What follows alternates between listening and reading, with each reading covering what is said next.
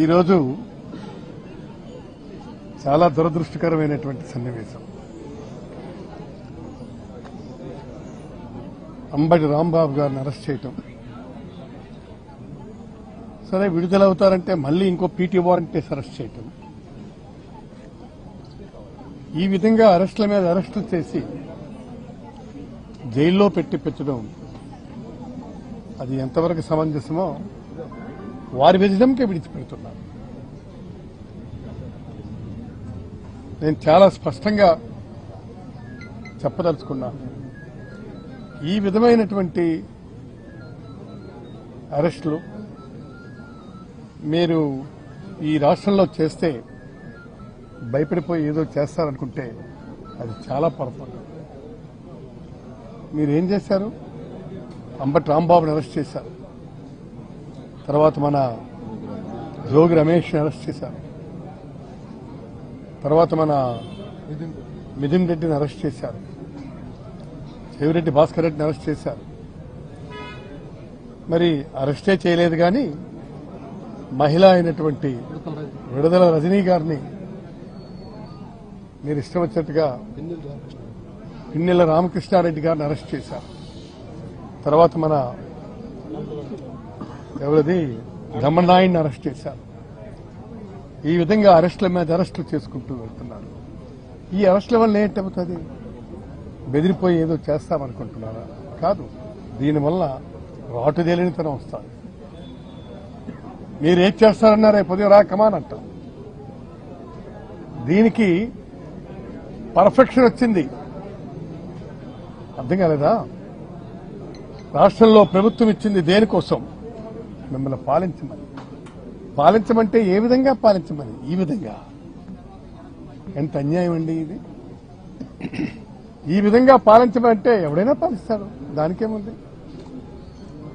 మీరు 4 తడవలు ముఖ్యమంత్రిగా చేసినటువంటి మీరు ఏ విధంగా పాలించాలో మీకు తెలీదా?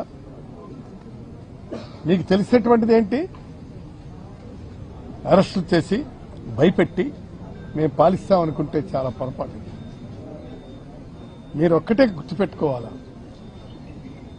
ఇవన్నీ కూడాను భవిష్యత్తుకి గట్టి పునాదులు వేశారు.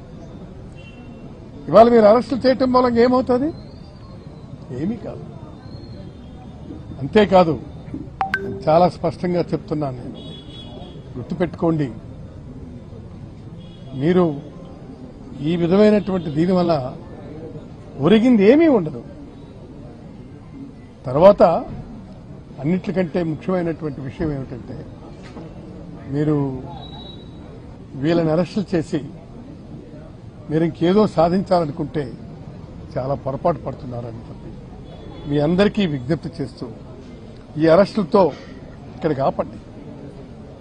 ఇక మీరు తిరుపతి లడ్డూ ప్రసాదానికి వెళ్తే అందులో ఇవి కలిసింది, అది కలిసింది, పందికోవు కలిసింది, గోమాంసం కలిసింది, ఇష్టం వచ్చినట్టుగా మీరు కామెంట్లు చేస్తున్నారు.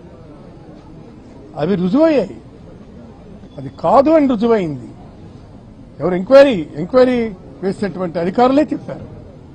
అది కాదు అని చెప్పినా కూడా మీరు వెంటనే మళ్లీ ఇంకోటి వేశారు. ఇవాళ సింగిల్ మెన్ కమిషన్ ఇస్తున్నారు. ఏం చేయడానికి మీరు అందరినీ ఇదంటించడానికి చూస్తున్నారా? కాబట్టి ఈ పరిస్థితుల్ని ఎట్టి పరిస్థితుల్లో కూడా మేము అంగీకరించే ప్రశ్నే లేదు, ప్రసక్తే లేదని మీకు నేను మనవి చేస్తూ మీ దగ్గర నుంచి సెలవు. అంబటి రాంబాబు గారి యొక్క ఇంటిపై దాడి, ఆయన మీద 7 గంటలు సైరీ వ్యవహారం చేసి ఆయన అంతం చేయాలనే ఆలోచనతో ప్రభుత్వం చేసినటువంటి కుట్రకి చెరపకురా చెడిదవు రాంబాబు గారిని చెడగొట్టాలని చూశారు. చివరికి ఈ రాష్ట్రంలో తెలుగుదేశం పార్టీ చంద్రబాబు నాయుడు చెడిపోయే పరిస్థితి వచ్చింది. ఎందుకంటే రాంబాబు గారి యొక్క మనస్తత్వం ఈ రాష్ట్ర ప్రజలకు తెలుసు. ఒకరిని బాధ పెట్టాలనో, కుల ప్రస్తావనలు తేవాలనో, కించపరచాలనో మాట్లాడే మనస్తత్వం కాదు. చిన్నప్పటి నుంచి తెలిసినటువంటి వ్యక్తి, సెటారికల్ గా మాట్లాడే వ్యక్తి ఆయన మీద దాడి చేస్తా ఉంటే, ఆయన కొడతాకి సిద్ధపడతా ఉంటే మాట్లాడొచ్చు. మాట్లాడి వెంటనే రిపెంట్ అయిన పరిస్థితి మీద మీరు 7 గంటల్లో విన్యాసం చేశారంటే ఈ రాష్ట్ర ప్రజలకు ఏం సమాధానం చెప్తారని కూడా చెప్తా ఉన్నాం. ఈరోజు పరిపాలన మీ రెడ్ బుక్ రాజ్యాంగంతో నడుస్తూ ఉంది. అకౌంటబిలిటీ లేని పరిపాలన జరుగుతూ ఉంది. ఈరోజు ముద్రగల పద్మనాభం లాంటి పెద్ద మనుషులు ఈ రాష్ట్ర చరిత్రలో అతనికి ఒక అధ్యాయం అనేది ఉంది. కాపు ఉద్యమానికి ఉవ్వెత్ర తీసుకొచ్చినటువంటి మహానాయకుడు ఆయన మాటలు చెప్తా ఉంటే భయపెట్టి మీరు రాజకీయాలు చేయాలంటే, లేకపోతే భయపెట్టి ఒక కులాన్ని దగ్గర తీసుకోవాలంటే ఈ రాష్ట్రంలో ప్రజలు కళ్ళు లేని కబోజులు కాదు. రాంబాబు గారి లాంటి ఉన్నత ఆశయాలు కలిగిన రాజకీయ నాయకుడి మీద దాడి చేయటం అమానుషంగా భావిస్తూ మరలా ఈ రాష్ట్రంలో వైఎస్ఆర్ కాంగ్రెస్ పార్టీ అధికారంలోకి రావాల్సిన పరిస్థితి పూర్తిగా ప్రజలు తెలుసుకుంటా ఉన్నారు.